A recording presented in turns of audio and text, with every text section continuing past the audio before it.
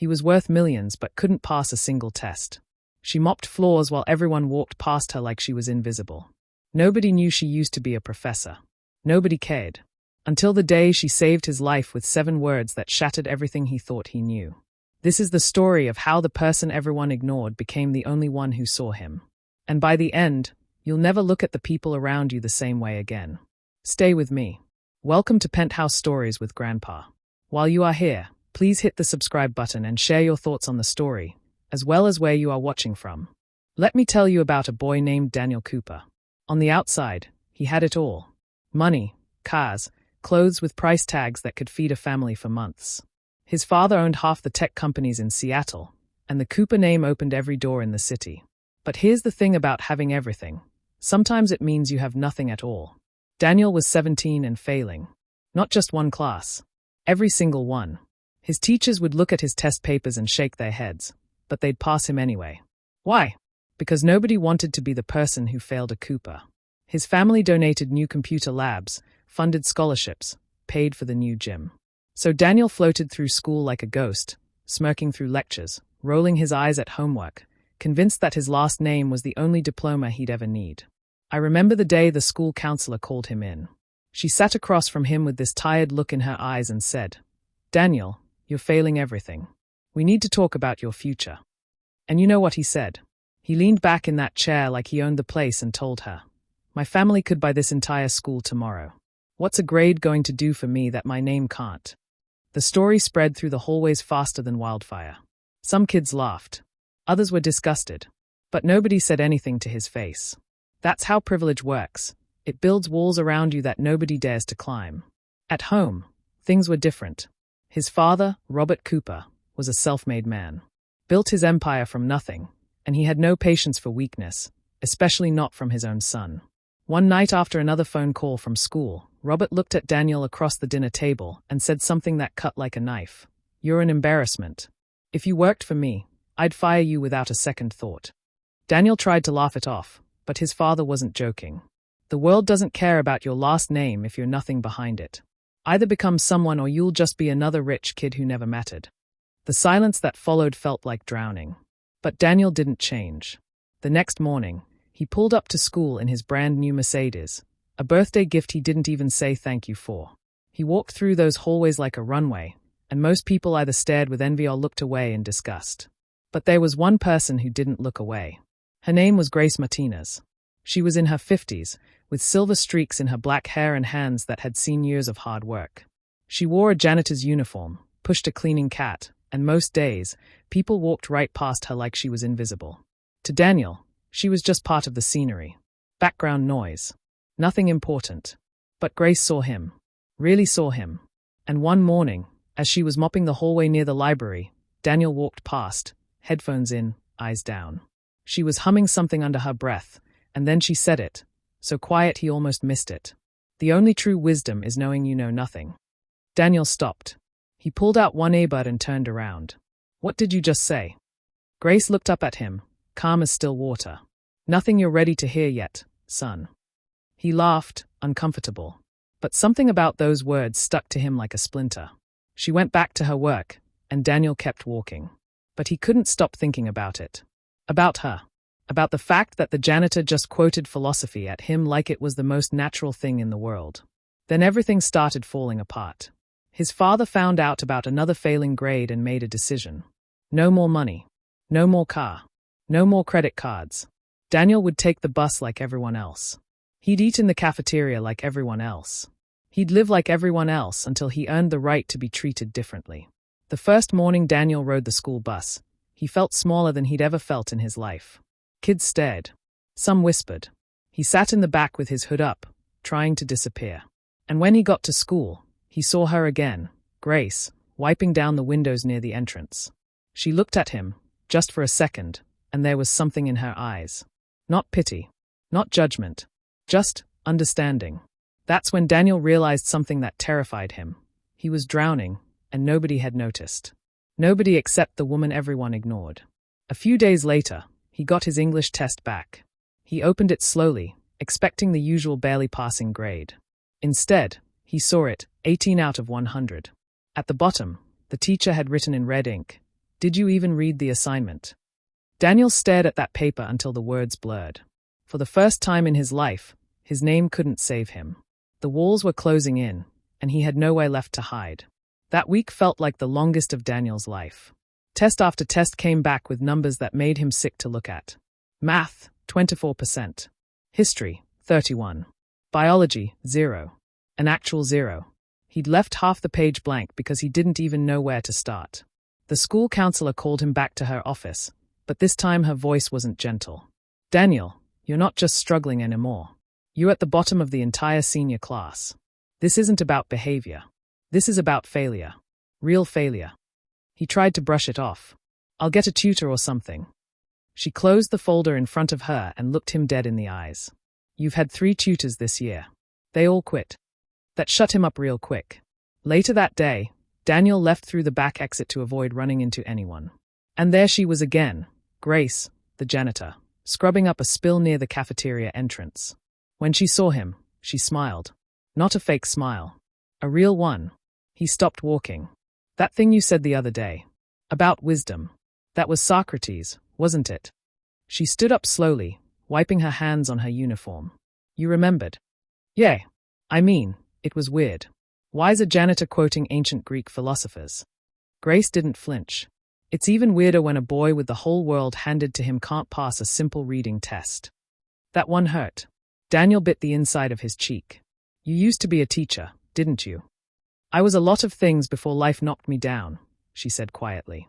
But yes, I taught English and philosophy at the university level for 15 years. Daniel's eyes went wide. Then why are you here? Why are you doing this? Grace folded her cleaning cloth carefully. Because sometimes life takes everything you thought defined you and leaves you with only what you truly are. And I'm still a teacher, even if nobody sees it. Daniel felt something crack open inside him. Will you teach me? The words came out before he could stop them. Please. I don't know what I'm doing. I can't keep failing like this. Grace studied him for a long moment. One condition. You leave your pride at the door. You start from 0. From the floor. Deal. The next morning, Daniel showed up at school before sunrise. The building was still asleep, wrapped in fog and silence. He found Grace in the east wing, polishing the floors with slow, careful movements. She had earbuds in and was humming something soft, maybe a hymn, maybe just a melody from her past. You came, she said without looking up. You said you'd teach me. I also said it wouldn't be easy. I don't care. I need this. Grace turned off her music and straightened up. Then let's begin. But first, you need to know who I am. My name is Grace Martinez. I worked at 3 universities before I ended up here. I published papers, won teaching awards, mentored hundreds of students. Then I blew the whistle on a cheating scandal involving a powerful dean. I refused to stay quiet. So they destroyed my career. Quietly. Completely. Daniel couldn't breathe. That's not fair. No, Grace said. But it's real. And I'm still here. Still standing. Still teaching. Because they can take my title, but they can't take what I know. For the first time in his life, Daniel saw what real strength looked like. It wasn't money or power. It was this, a woman with nothing, refusing to become nothing. Where do we start? He asked. Grace handed him a worn notebook. Every morning, 1 hour before school starts, you meet me here. Every evening after I finish my shift, you sit and write. What you learned. What you felt. What confused you. No grades. Just honesty. Daniel opened the notebook. Blank pages stared back at him. A beginning. A challenge. A chance. What if I fail again? He whispered. Grace smiled. Then you'll finally be doing it right. And so it began. Every morning before the sun came up, Daniel showed up. Grace didn't lecture him. She asked him questions. What did that sentence make you feel? Why do you think this character stayed silent? What does courage sound like to you? At first, Daniel had no answers. But slowly, something started to shift. The books stopped feeling like punishment. The words started meaning something. He began filling that notebook with thoughts he didn't even know he had, about his father, about loneliness, about being angry at himself for being so empty inside. Grace read every single word. And she wrote back, not with grades, but with more questions. Deeper ones. One evening, while Daniel was writing in the empty library, 2 football players walked by. One of them, a guy named Tyler, nudged his friend and said loud enough for everyone to hear, "Look at Cooper now. Writing love letters to the janitor lady." Daniel's fists clenched. Every muscle in his body wanted to stand up and fight. But Grace put a gentle hand on his shoulder and whispered, "You don't measure an ocean with a teaspoon, Daniel." He looked up at her, confused. "Shallow people use shallow words," she said. "Don't shrink yourself to fit their ruler." Daniel sat back down. And for the first time, he didn't feel like fighting. He felt like learning. That night, his father sent him a text message. "They updated me on your grades. One last warning. Turn this around, or you're out. No money. No apartment. Nothing." Daniel stared at the message for a long time. But instead of feeling afraid, he felt something else. Something new. He felt ready. Friday came with noise and chaos. The school was buzzing with end-of-term energy. Report cards being handed out, college fairs in the gym, seniors stressing about applications. Everyone was talking about the future like it was something you could grab and hold on to. Daniel walked through the crowd carrying a folder filled with redone assignments, essays marked with actual praise for once, and a personal piece he'd written called The Mask of Money. He'd worked on it for weeks under Grace's guidance. He'd never been proud of schoolwork before. But this felt different. He thought maybe, just maybe, his father would finally see him.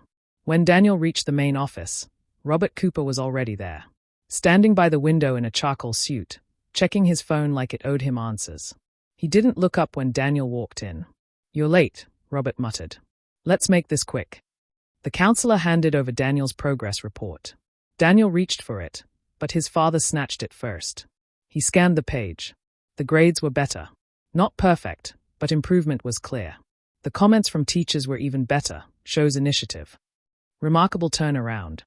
Finally engaged. Robert closed the folder with a sharp snap. "This is what you call progress." Daniel exhaled slowly. "I'm trying. I'm really trying." "Trying with who?" Robert pressed. "Your last tutor quit months ago. Who's been helping you?" Daniel hesitated. He didn't want to expose Grace. But something told him it was time for the truth. "Grace. The janitor." Silence dropped like a stone. Robert blinked. Then he laughed, a dry, sharp sound with no humor in it. "You're joking. She used to be a professor." She's a janitor," Robert cut him off. "That's all that matters. She's taught me more than anyone you ever paid." Robert took a step closer, his voice low and dangerous. "You're embarrassing this family. You're wasting time with people who have nothing to offer you." "Nothing." Daniel felt heat rise in his chest. "She sees me. You never did." The words hung in the air like smoke. Robert stared at his son like he was looking at a stranger. "If you keep going down this road, you lose everything. The car's already gone. Next is your money. Your apartment. Your name. Don't test me, Daniel." Daniel's voice shook, but he said it anyway.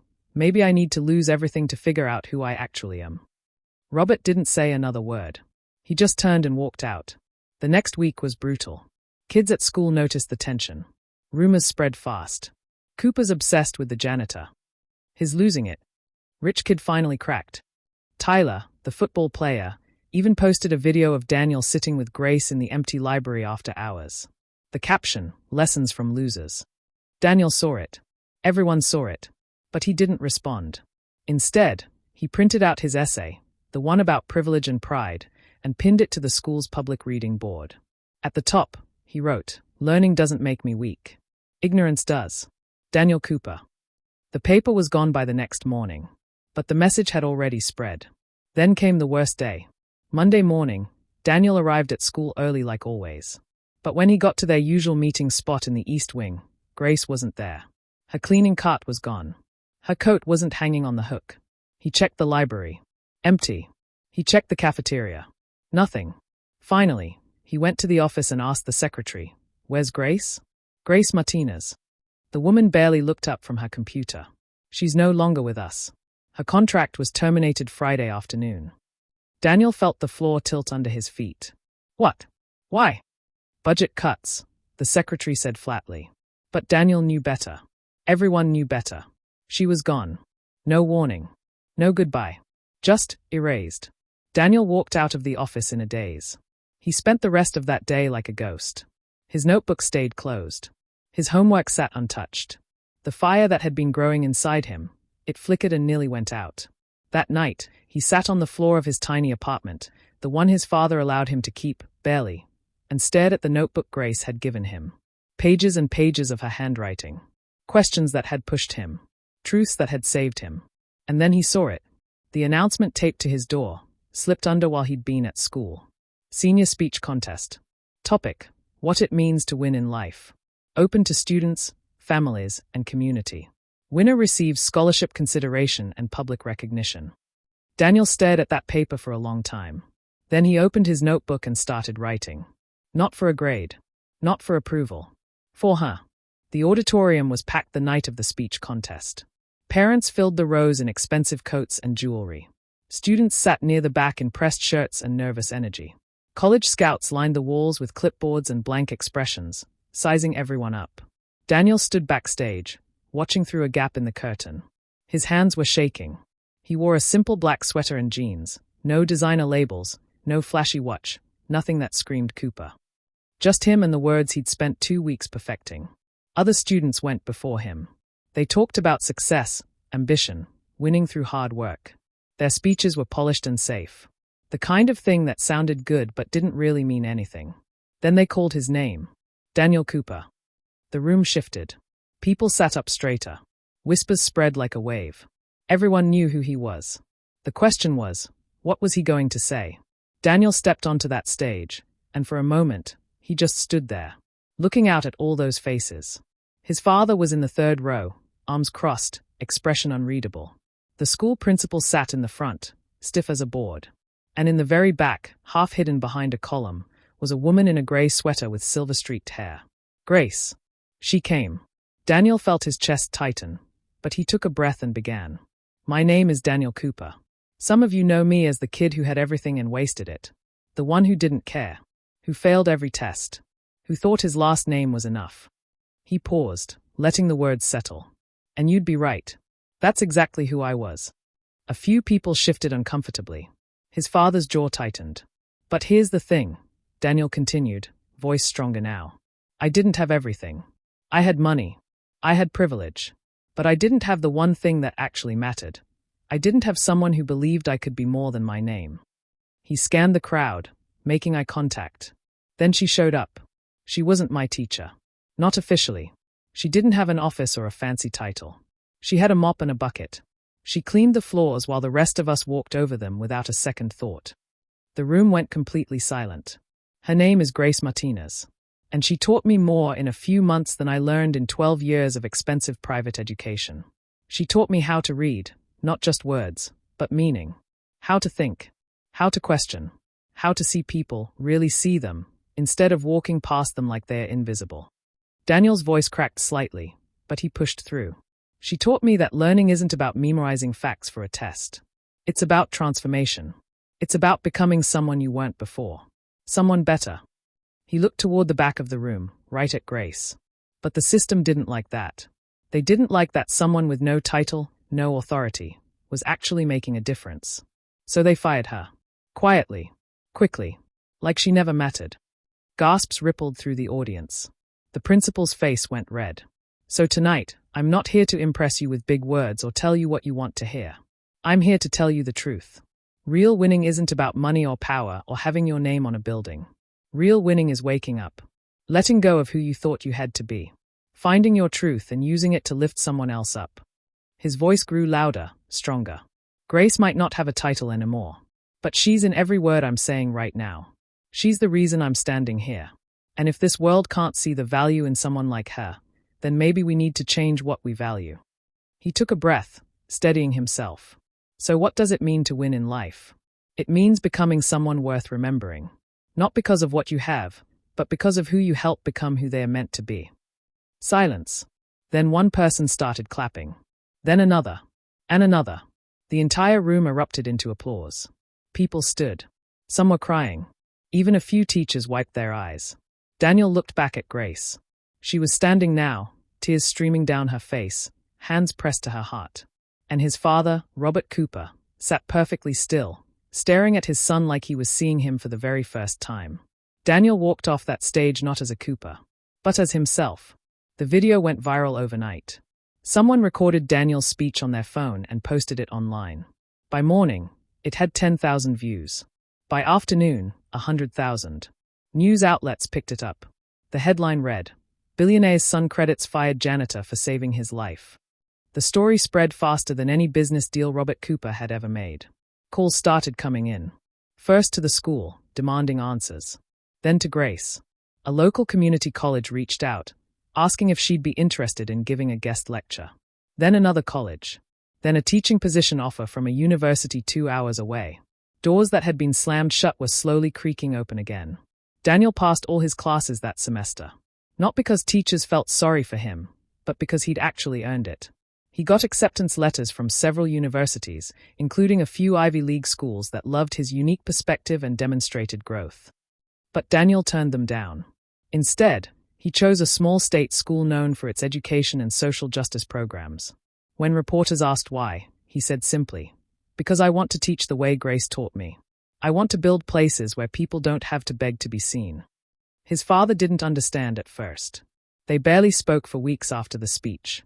But one afternoon, Robert showed up at Daniel's apartment unannounced. "I watched your speech again," Robert said, standing awkwardly in the doorway. "About 15 times, actually." Daniel didn't say anything. Just waited. "I was wrong," Robert continued, and those words sounded like they physically hurt to say. "I thought strength meant never needing anyone. But you found strength in asking for help. In learning. In changing." Daniel's throat tightened. "I'm not doing this for you anymore, Dad. I'm doing it for me." "I know," Robert said quietly. "And that's exactly what I should have wanted all along." They didn't hug. Not yet. But it was a start. Months passed. Daniel finished his senior year strong. He graduated, not at the top of his class, but genuinely, honestly. Grace was there in the audience, sitting next to Robert Cooper of all people, both of them clapping when Daniel's name was called.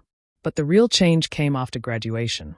Daniel used money from a small trust fund he'd been saving, and his father quietly matched it, to lease a space in a community center on the south side of Seattle. He called it the Grace Institute. Not a school. Not a tutoring center. Something different. A place where people could learn without judgment. Where failure wasn't shameful, it was part of the process. Grace agreed to lead the programs. She taught literature, philosophy, critical thinking. But more than that, she taught people how to see themselves clearly. How to unlearn shame. How to transform. Students came slowly at first. A few struggling high schoolers. A single mom trying to get her GED. A man in his 40s who'd never finished college. But word spread. The space grew. More teachers joined. People who believed in what they were building. Daniel ran the operations, but he never stopped being a student. He still met with Grace twice a week. Still wrote in his notebook, still asked questions that didn't have easy answers. One evening, about a year after the institute opened, a young girl came in. She couldn't have been more than 13. She sat in the corner with a book, struggling with the words, tears in her eyes. Grace sat down next to her quietly. "What's your name, sweetheart?" "Keisha," the girl whispered. "What are you reading?" "We have to read this for school, but I don't get it. And the teacher makes me feel stupid when I ask questions." Grace smiled gently. "You're not stupid. You just haven't found the right teacher yet. Would you like me to help?" Keisha nodded, and they spent the next hour going through the book together. Not rushing. Not judging. Just learning. When Keisha left that night, she turned back at the door and said, "Thank you for not making me feel dumb." Grace's eyes filled with tears. Daniel, watching from across the room, felt his chest tighten. That was the moment he knew they'd built something real. Years passed. The Grace Institute became a fixture in the community. Awards came, recognition from the city, grants from foundations, articles in education journals. But the real measure of success was simpler: the kids who came back to say thank you. The adults who finally got their degrees. The people who learned they were worth more than the world had told them. Daniel eventually became a certified teacher. He taught workshops on unlearning privilege, on listening, on using what you have to help others rise. And every single session, he started the same way. "My name is Daniel. I used to think I had everything. Turns out, I had nothing until I met a woman the world told me didn't matter. Her name is Grace Martinez.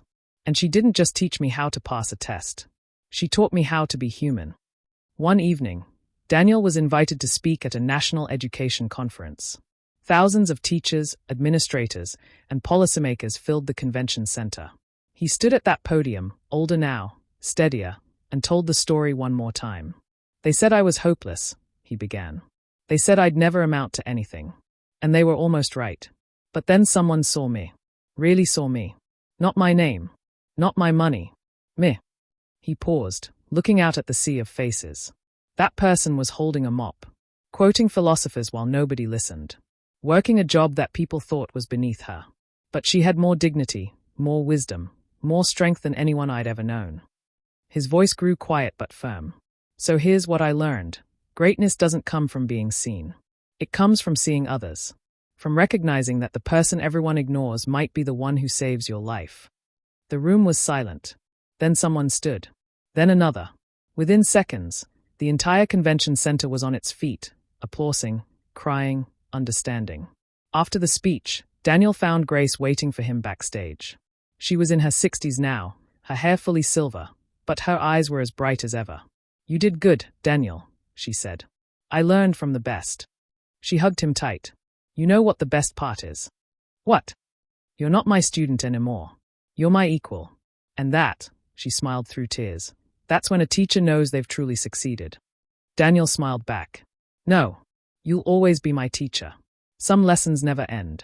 Grace laughed softly. Then I guess we'll keep learning together. And they did.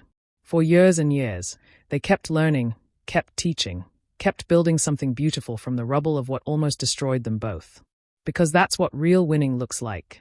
Not standing alone at the top, but reaching down, pulling others up, and discovering that the view is so much better when everyone can see it. If you believe in stories about second chances, about seeing the invisible, about the power of one person who refuses to give up on another, then this story is for you. And maybe, just maybe, you've got a Grace in your life. Or maybe you're meant to be someone else's Grace. Either way, don't wait. The world needs more people who see. More people who teach. More people who believe that everyone, deserves a chance to become who they are meant to be. That's the lesson. That's the win. That's everything.